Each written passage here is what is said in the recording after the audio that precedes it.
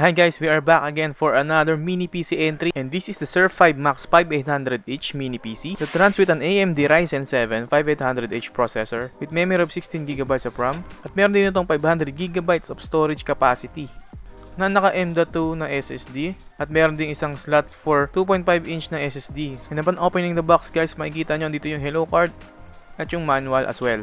So as you can see, napakasimple nung kanyang packaging but very smart. Also, this mini PC guys can be your gaming partner because it can handle games like Valorant, Dota, League of Legends, as well as your home and office work tools, streaming, and your editing needs. At dito naman sa front, meron tayong dalawang USB 3.0 na socket at isang Type-C kasama yung power button. At dito naman sa likod, meron tayong dalawang USB port, isa for DPI cable, HDMI, power in at yung Ethernet port. Wi-Fi 6 ready na rin pala ito guys, kaya kayang-kaya na nitong mag-wireless.